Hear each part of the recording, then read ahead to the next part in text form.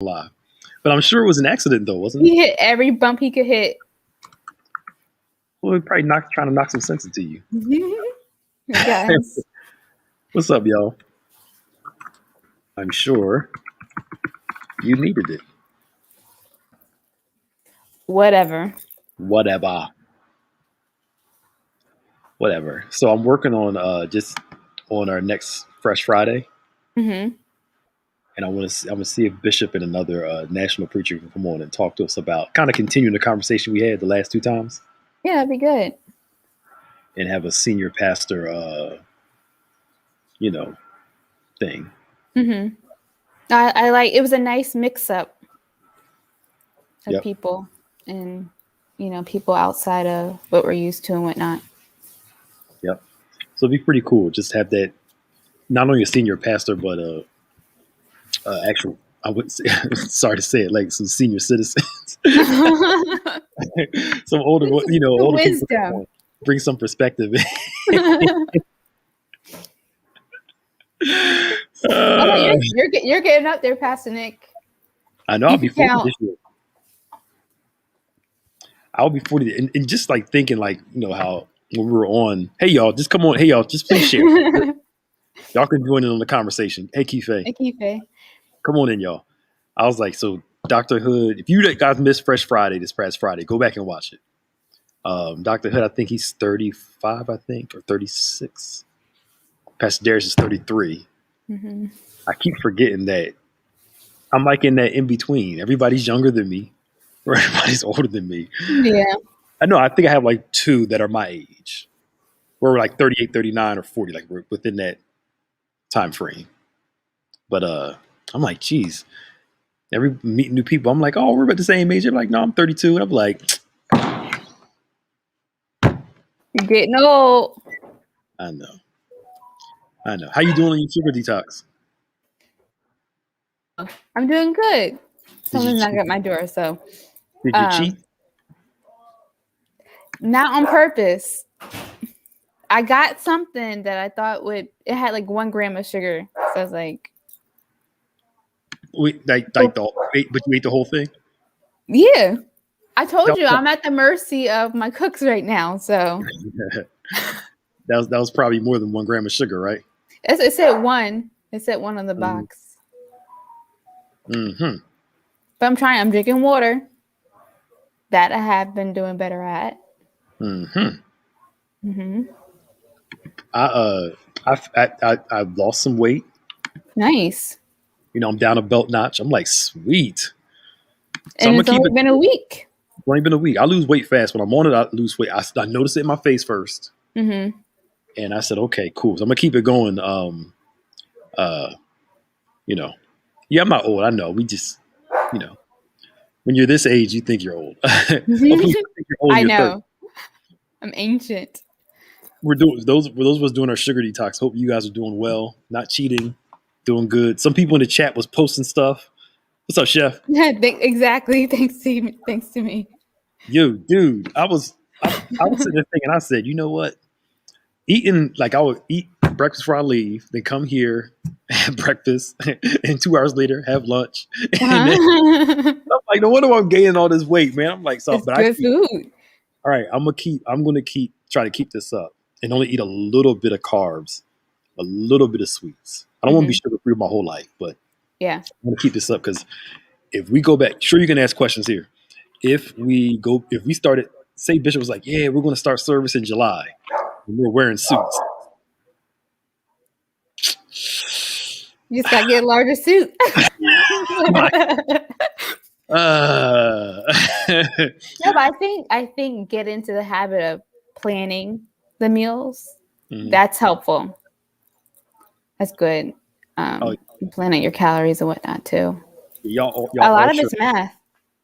Yeah, a lot of y'all ultra anal people need to plan your meals out. I just eat this, cook it, and fine. Well, you said that you eat boring during the detox. Oh yeah, I eat almost the same thing all the time, and I'm fine with it.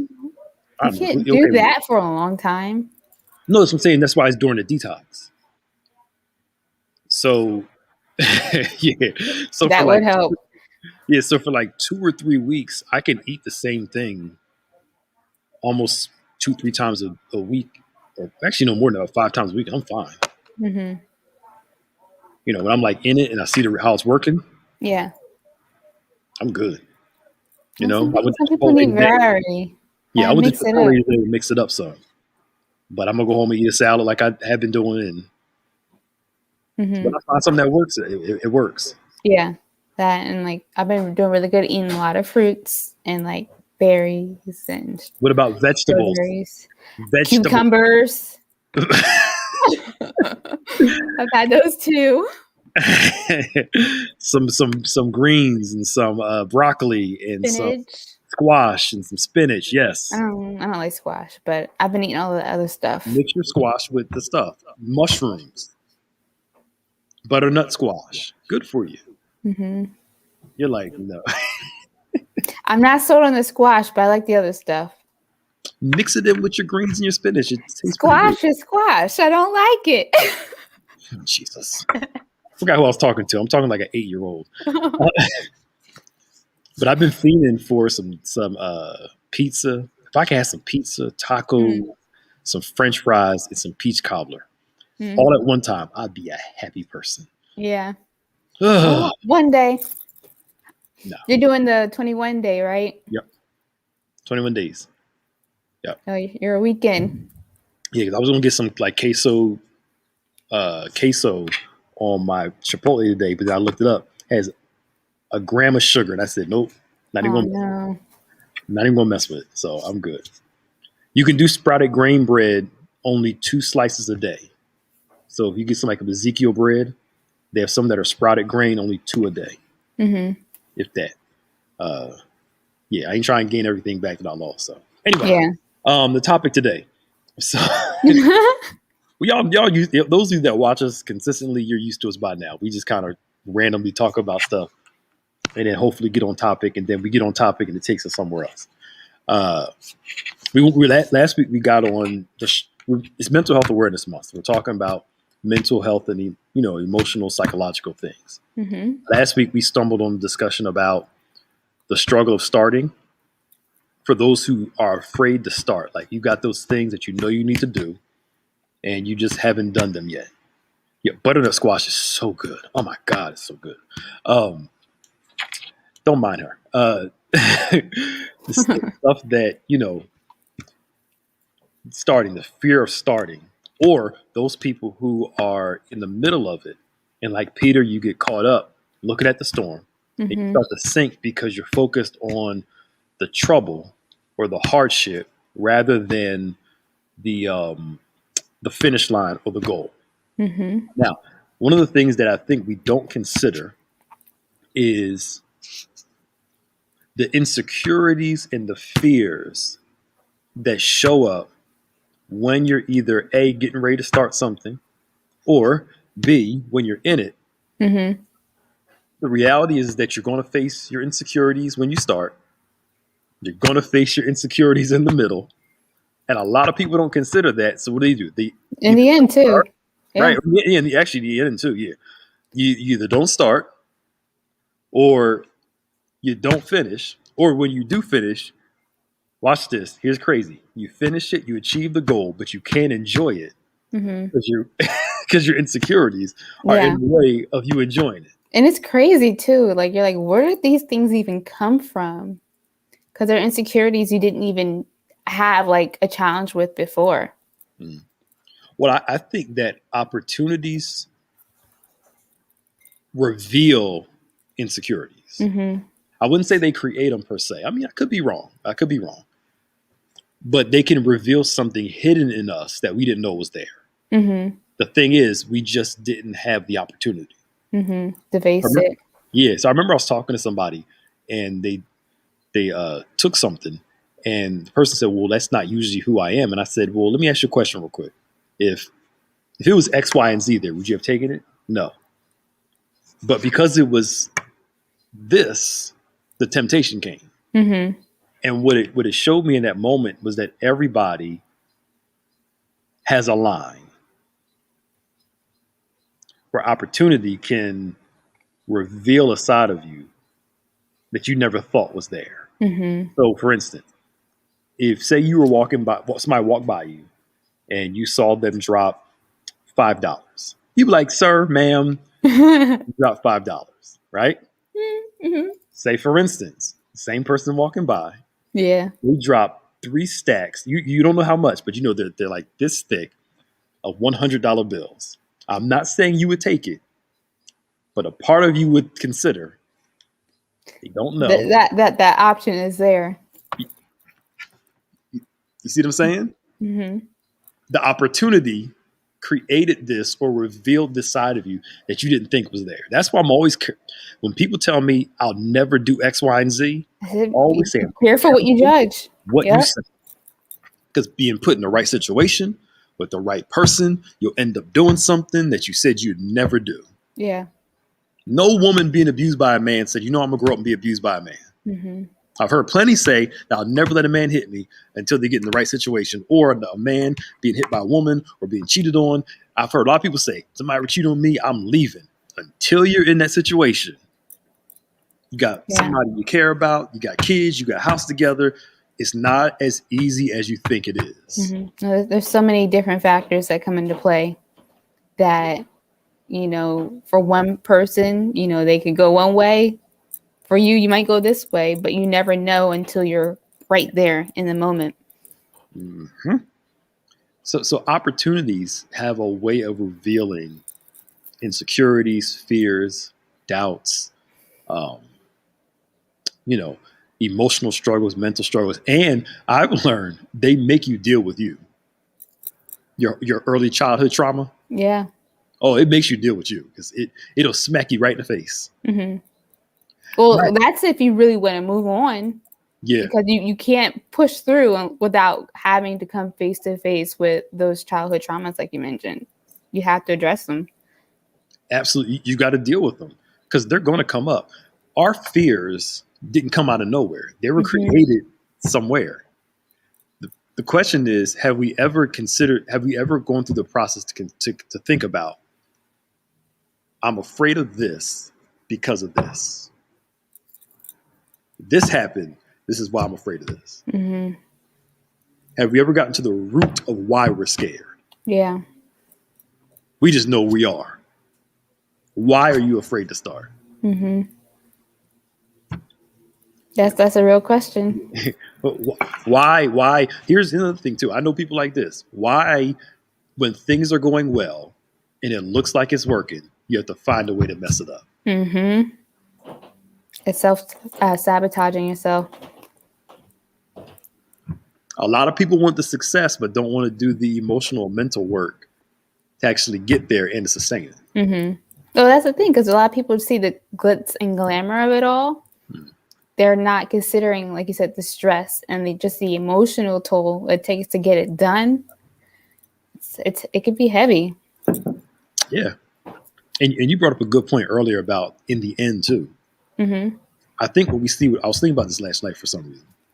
When we see a lot of celebrities have these major emotional breakdowns, it's not just from the pressure of the industry and all the pressure of being successful. For some of them, they're portraying an image that's really not who they are.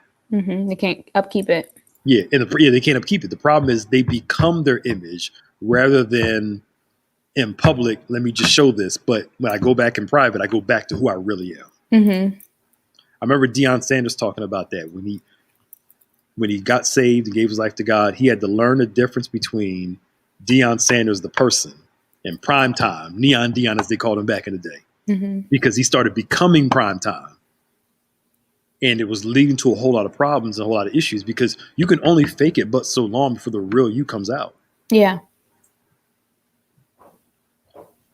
I feel like that, I don't know, I'm just trying to understand the pressure of that because let me charge my thing before I disappear. Okay.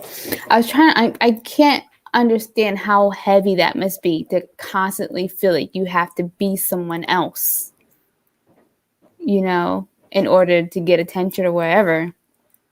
Yeah. But that's hard. Yeah. To have to live up to that.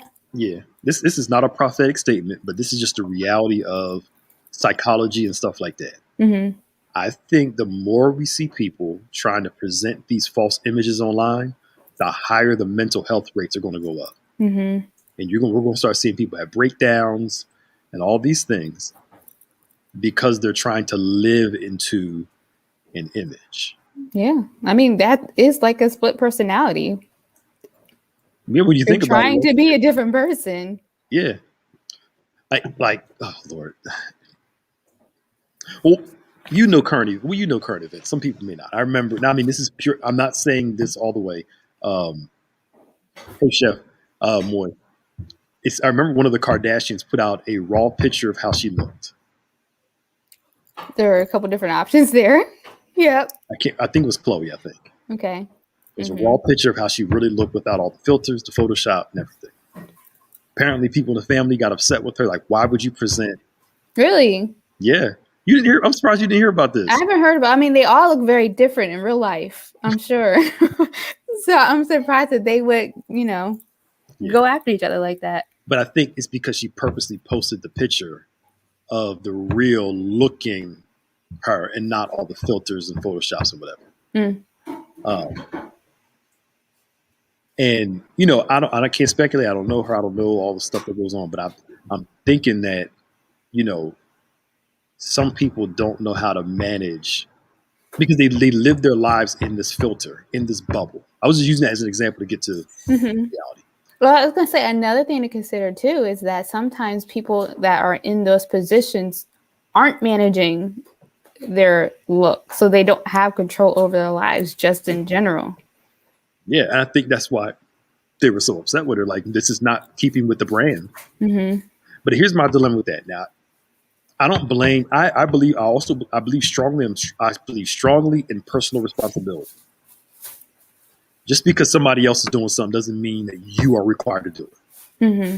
However, there's a susceptible crowd out there that will feel bad about themselves while looking at an image that's photoshopped, filtered, and then they'll buy into that foolishness, feel bad about themselves, and try to present an image that they know is not them, just to get the attention.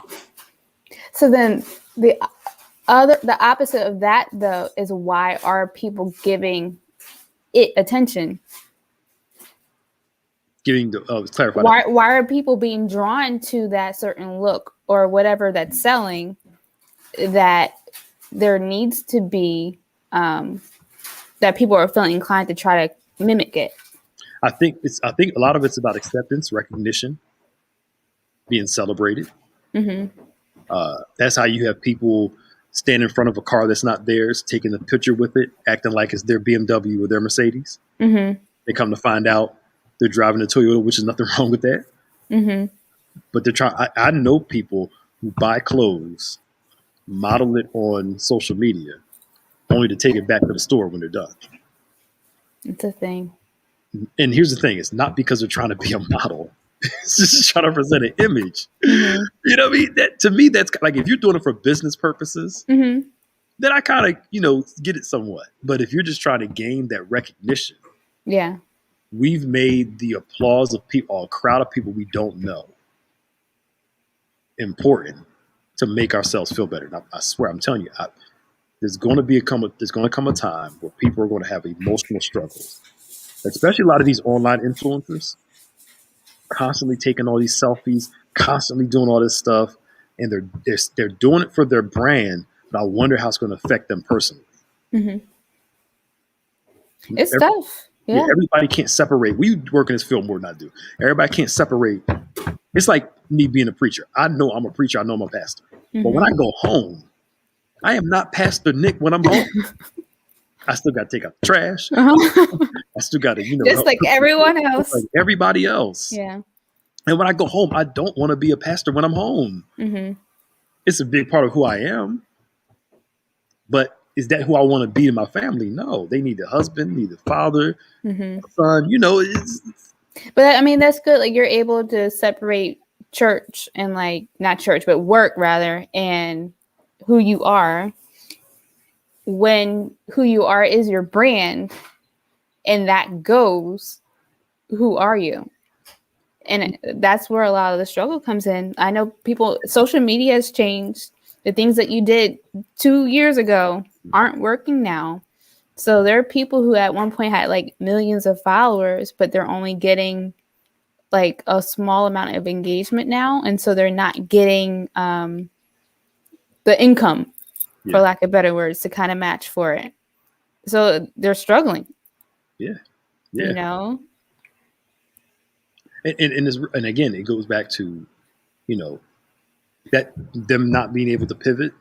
Mm-hmm. And you're right. There was one girl, she admitted she had like 3 million followers on Instagram, right? Mm-hmm. And didn't have the money to pay her electric bill. So she went up somewhere to kind of get some help to pay her electric bill. And people are like, hey, I follow you. What you doing? I thought you have all this money because you got all these followers. And but it doesn't always equate. I mean, now she's doing well because I guess some stuff worked out for her. But I think that the issue a lot of people have is whatever you're pursuing, you're going to have to face you. Yeah. You're going to deal with your fears, your insecurities, your hangups. I want everybody watching today to think about what's holding you back from starting, or you started it. What's holding you back from doing it to the best of your ability? I'll throw me on the altar. So I'm getting back to start writing my book. My paper was due Saturday. Thank God I got it in. But what would help me back from writing so much, I kept telling myself I'm not a writer. Mm-hmm. I'm not as eloquent as other people in writing. I'm not as picturesque and as poetic. Mm-hmm. I'm more of a straightforward, straight shooter, But that held me back some unconsciously. Mm-hmm. But now that I'm aware of it, I got to press past that feeling of, I wonder if people are going to read this because it's not as eloquent as I want it to be. Mm-hmm. I get that. I'm the opposite. I'm a writer. Okay. I'm not someone who is out here speaking in public, and because I feel like I'm not as eloquent as a speaker, are people going to be understanding what I'm saying? Am I making sense? Is what I'm saying, like, is it really important? Like all those sort of things. So I'd rather be behind the scenes and not, have to be in positions like where I'm at right now talking. Mm-hmm. I'd much rather be writing something, but yeah, I get it. Yeah. But this seems easier to you because we're just having a conversation versus you having to actually stand up in front of a whole crowd and that's scary. I think in these formats it feels like we're just talking to each other. Well, now, but I think when we first started, panic was real. That's why you were so quiet for so long. You was like, I'm not saying nothing. And I'm sitting like, help me. Nope. Right. see Mama LaBoo, see how she does me? She's left me out there to dry. See, as a wonderful pastor, I was goodness. Until she got comfortable. Didn't complain, didn't fuss.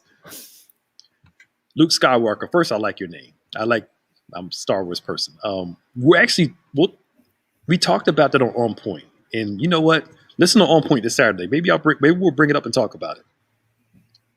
That's going to take us off a whole different thought process on the medical. Yeah, we could really go there.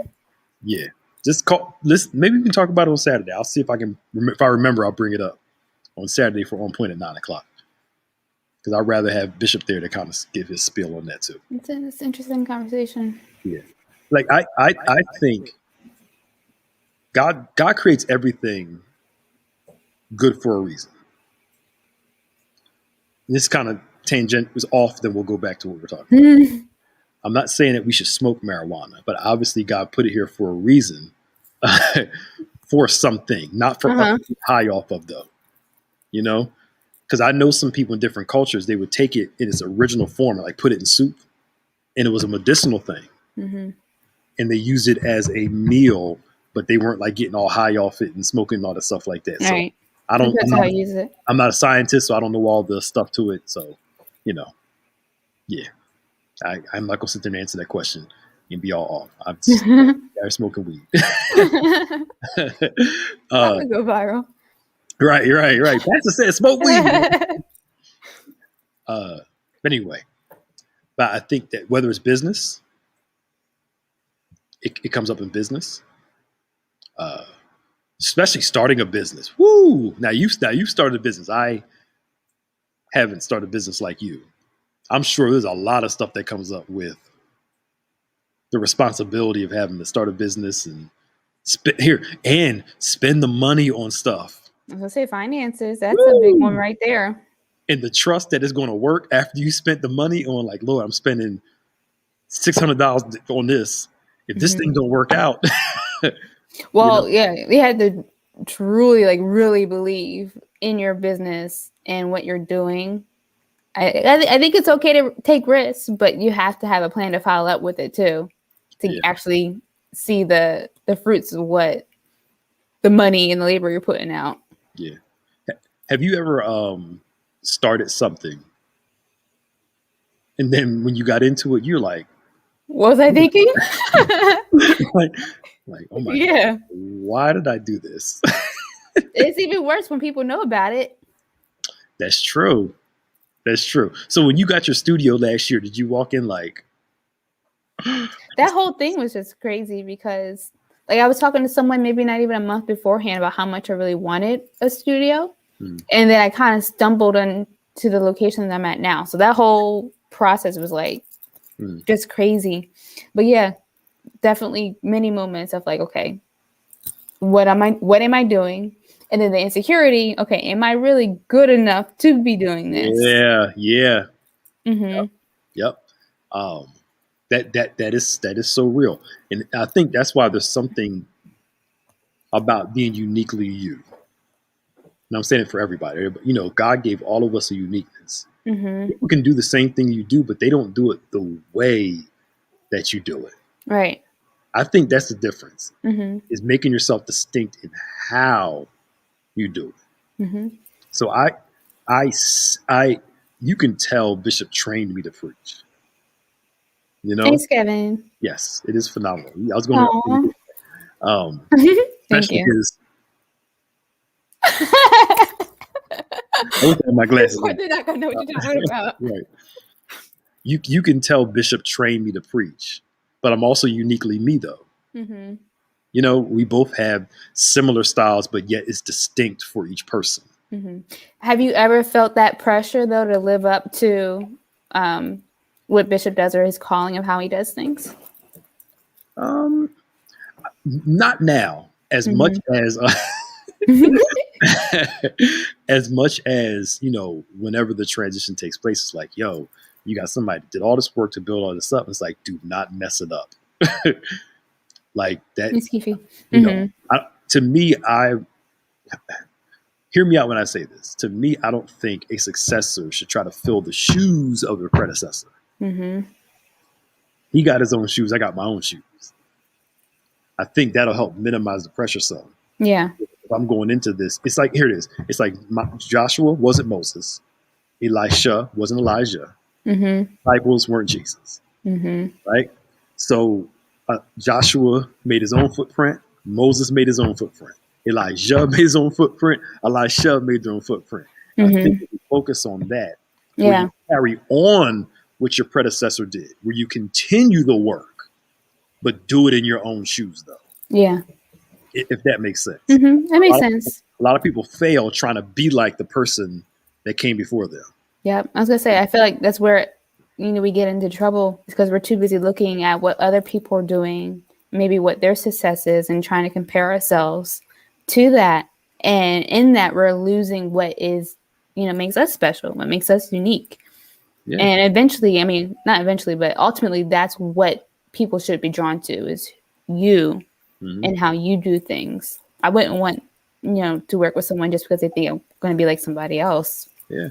I mean, you think about it. God gave, again, uniqueness. There's only one David Evans. There's one T.D. Jakes. There's one Noel Jones. There's one Mike Todd. Whoever you think of, there's only one of that person. And whoever succeeds this individual, there's only going to be one of them. Yeah. Because if I try to be like somebody else, guess what? How is God going to use me? Right? The unique thing that God gave me for what he called me to do. So it's not really as much filling somebody's shoes. as much as it is honoring the shoes that got you here. Yeah. Then you start continuing the process in your own shoes, if that makes sense. Mm-hmm. You know, but it goes back to a lot of people fail because they're trying to be like everybody else. Yeah. You know?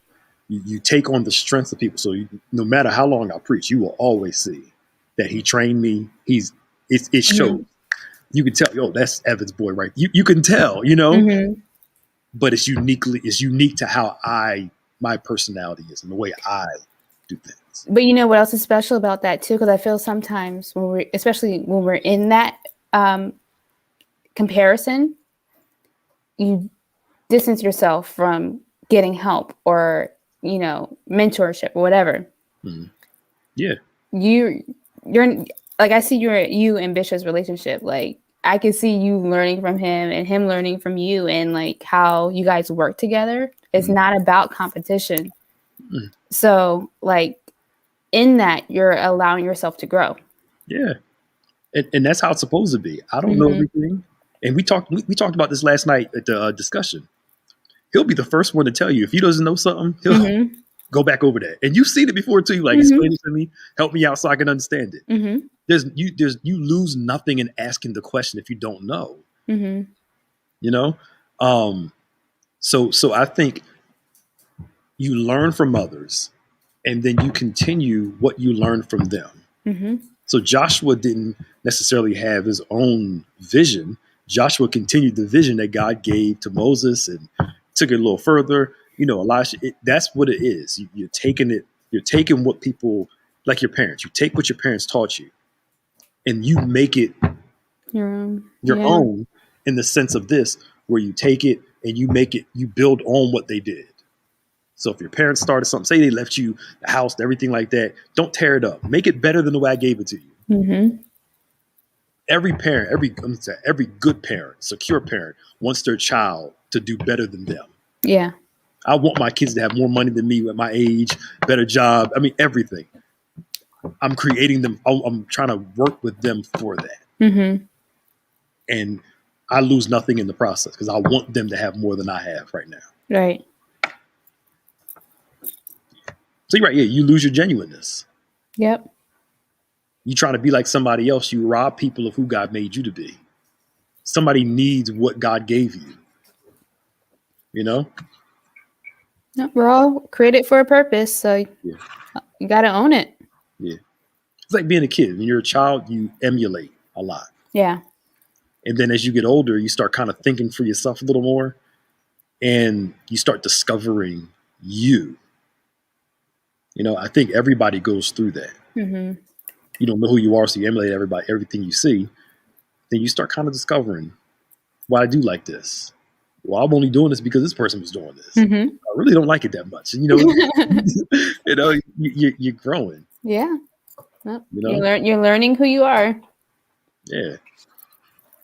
So, I mean, it's like, I don't like jazz. I mean, I'm not a fan of it. You know, it means cool, but some people, you know, raised around like, Isn't Anita Baker like jazz? Nah, she is soul. Oh, okay. So she probably got some. I'm sure there's some jazz undertone, some jazz music in her songs and stuff, but she's soul. Mm-hmm. That's Queen Mother right there. So, but yeah, I mean, I think those insecurities come up for us to make a decision to follow our insecurities or to stay focused on the goal. Mm-hmm. Peter started focusing on the insecurities, the fears, and he started to sink. And Jesus says, you know, why did you doubt? You were doing good. Stay focused on the goal. Mm-hmm. Insecurities are going to come up. It's natural. Do you think that we face those things the closer we get to the goal? Mm-hmm. The more they start talking to you. Mm-hmm. You can't do this. It's not going to work out. I don't know what I'm doing. I've never done this before. You know, I have no model for this. Mm-hmm. I don't know how to do it. All those things are God giving you an opportunity to learn how to do it. Mm-hmm. I've never done this before. Good. Learn how to do it. Yeah. All depends on how you look at it. I'm stressed because I've never done this before. That's good. Take that stress and learn how to do it. Man, I feel like some people though don't want to do that. They don't want to have to take the time to learn how to do something. Mm-hmm. There's this book I read. I can't remember the name of the book. Human beings have a tendency to take the path of least resistance. Mm-hmm. That's what we do. We take the path of least resistance. The easier it is, the better. Mm-hmm. And if there's any challenge there, Bishop talked about last night, 10 times better. If there's any challenge there, we avoid it. Yeah. Because we think the challenge is not God. It's not. When the reality is, you talk to so many, let's take business for it. You talk to so many business owners that have been successful.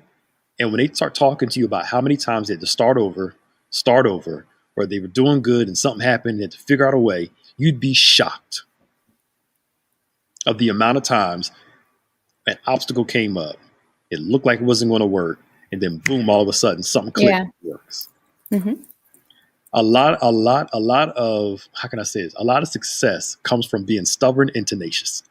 That's the only way I can think about it. It's true. There's a portion of that. Yeah. Of just the dog determination to get it done. Mm-hmm. You know, that will help you. I'm talking when you're working in the right area. That will help you overcome and compensate for the stuff you don't have. Yeah. You almost had to put blinders on and just staying focused. Okay, I know this is going to work. I'm just going to keep on plugging away at it. And eventually, hopefully sooner than later. Yeah. It'll get figured out. You're going to figure it out. And once it clicks, you're like, oh, that's, or you go talk to somebody, go talk to a mentor, go talk to somebody, an easier way to do it. And that will help you figure it out. Learn. Mm-hmm. Homeschooling the kids still. And I hate this new math. I despise. Have you learned it yet? Are you getting it? Some of it, yes. I hate it. Like, does it make sense at all? No, I hate it. The stuff that they make these kids go through. I'm trying to rant on this. The stuff they make them go through to learn. I'm like, it's a waste of time. We could have been done this problem 5 minutes ago. But because they got to go through all these 4 different steps to figure out the answer, just carry the daggone one and let's get this thing over with. Uh-huh. And I'm like, how do you these 10s and 1s and you trading and you doing? I'm like, what is all this? What is this? Yeah. But now that I've it took us an hour to get something figured out. I was like, oh, I got it now. Uh-huh. So now I know how to do it. But I'm like, this is just the dumbest thing. I heard somewhere it's helping kids do math in their head faster. You know, it's easy doing math in your head faster. 14 minus 8, and you bang, bang, bang, boom, boom, boom, or you count it with your fingers. It's dumb. That's fast. Just get a calculator. They got to learn how to process and think. That's why they got geometry and algebra. Uh-huh. You know, our generation, we can do formulas in our head and stuff like that. Now I'm like, you got to box it and do 4 different things to get to the daggone answer. Yeah. But they got it. He has to learn to do it that way so he can pass. I can show him the answer, but he has to learn the process. But I'm like, this is just dumb. Mm-hmm. It's dumb. It's stupid. There's other ways to teach them how to think. mean, math was just never my thing to begin with, so. Don't get me started on that. I was just so upset today. And I saw your post. Oh my God, I was so upset. I was so upset I had a typo in the thing. I was about to throw that computer like this. I was so upset. Guess so you want to talk about it? Talking about it now. Oh man, I was so upset. You keep talking trash, Kevin. Wait till your child is in 2nd, 3rd, 4th grade. You can see what I'm talking about. Oh my goodness. And we're sitting there like, I had to YouTube a couple of videos like, well, how do you do this? Wow. And I'm sitting there YouTube and watching videos. Well, this is math now. What is it going to be like in another 10, 15 years? If there's one thing I know about people in this country, everything's about money. Mm-hmm. So this Common Core curriculum ain't about these students learning better. It's about money. Because if it was so great, the United States wouldn't be so far behind education-wise. Hi, Keisha. In the country. Mm-hmm. I hate it. Even some of the teachers will tell you they don't like it. They just do it because they got to. Because they have to. They have to. But they'll tell you this is the dumbest stuff in the world. They will tell you straight up. Who came to this agreement that this is what math is going to be like now? Who decides that? A bunch of people that worked in administration or probably weren't even teachers in the classroom. I've talked to some people like they try to defend it like it's a good thing, but you're not in the classroom with these kids. Now I'm just speculating. I don't know who came up with it, but I'm just like, they probably don't have kids. Anyway, y'all gonna get me started. It's 1:42, and I gotta.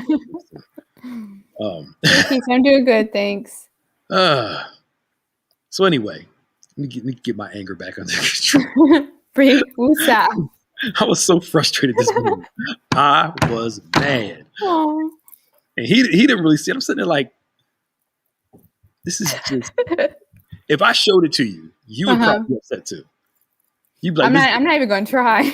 You'd be like, this is the dumbest thing in the world.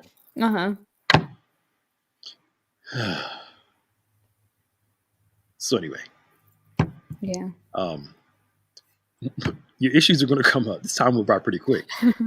Your issues are going to come up. You have to learn the process and work through them. And go talk to somebody to help you work through them if you need to, because you can't do everything on your own. Right. Learn to discover the root of where the issues come from. Some things we're afraid to do has nothing to do with the business. Everything to do with what somebody said to us when we were younger, did to us when we were younger, or some experience that we had that kind of created a mindset and a struggle that we've had even to this day. I know people who had stuff happen to them when they were like 6, 7 years old, and they're still battling with it now as adults. Wow. You know? And they're struggling with it. And it's holding them back from being all that they need to be. And, you know, you can't just wave it away. You can't just speak it away. Sometimes you need to do the work to get delivered and move on. Yeah. You got to do the work. You got to do the work. All right, I'm done. We can talk more about it next week because I got to get home soon. Anything you want to share? No, I mean, that's good. You gotta do the work. You gotta face these things head on to move past them and to heal from them. Yeah. That's all you got to share. See how she leaves me hanging? See? She's not here right now. And I didn't leave you hanging. Despite. That was like that was whatever. Hilarious. It was despite whatever you want to make it. You fill in the blank. That was despite, and we're like, despite what? Y'all just can't keep up. That's all. Oh wow, we'll definitely keep you in prayer, Emma. Yeah. Wow. We'll definitely keep you in prayer. And everybody else. So, all right, what's going on this week? So today we had the recap at 5:30, and then a rebroadcast of yesterday's encounter service. Tuesday is the Link Couples. I know. I got it. Don't forget. I got it. Yep. So that's tomorrow at 7 p.m. Wednesday, of course, we have Word Impact. A little sneak peek on what that's going to be about, Pastor Nick. Oh, Bishop's doing this lesson, so I don't know. Okay, so just tune in. It's going to be good. Yeah. Thursday, we do have our Sound Mind panel at 7. Friday, nothing Thursday? As of yet. You mean the business panel? Oh, yeah, that's what I meant. Business panel. My bad. Business panel this Thursday at 7. Saturday on point at 9 a.m. And then we are coming back with our drive-in service. So if you're in the area, make sure that you come to church at 11:30 a.m.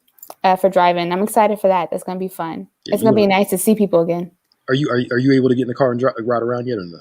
Yeah, I was actually at church on last Saturday or Friday. You didn't come say hello? You weren't there. Oh. But yeah, I'll be there Saturday. You gonna be running around the parking lot taking pictures? I just might. I have to see if I can get my dad to push me around. No, I'll push you around. I got you. You gonna push me around? Yeah, just strap in. You gonna hit every pothole. Just strap. Look, have you been? You walk back there. There's a whole lot of little mini holes in the box. It'd probably be better for you not to go roll around. I'll get in a position. We'll figure that out. Unless you have one of those big wheel ones, the bigger wheel ones like that. You can those small ones. Like if you hit a rock or something, you might fall over. With those little small, yeah. I might be okay. We'll plan it out. Get you one of them riding ones that got like the wheels on them and ride around. No, that's true. We can use the golf cart. We have golf cart. Where have you been? We've always those big ones. Yes. Okay. We can put you in the golf cart. That'd be fun. But will the movement hurt your leg though? Like if you're moving like on hitting rocks and bumps and stuff? No, I mean I should be okay. I might be a little sore later. We're not gonna put you in the golf cart because I ain't trying to mess up. I already drove out the house. I'll be fine. But I'm talking. This is on the dirt. This is not like on a street concrete, pavement. We'll talk about it. We'll figure that out. We'll just put you in one place and just let you move around and let you take pictures of it for 30 seconds. But yeah, that's Saturday, and then Sunday is a full day of the encounter starting at 8 a.m. The Engage Live team is back at 9:45. Encounter again at 11, and then we have 10 Times Better starting at 5:30 with the pre-show. Yeah. As long as you don't drive. No, I can drive in the golf cart. I'm gonna have some fun with you. I'm gonna strap you in. I don't know if they have seatbelts on that. I tie a rope around. Strap you in. Where did she go? She's laying in the dirt over there. Hit a turn and you. We'll work it out. We'll have some fun. We'll work it out. All right, y'all. Well, Keisha, we have to find out why your family doesn't like the person. So that's a whole conversation you need to have. Maybe you can call the church and they can work it out. All right. So Emma, we will pray on that and work it out. All right, y'all. So we'll see you all later. God bless you. Bye. Bye.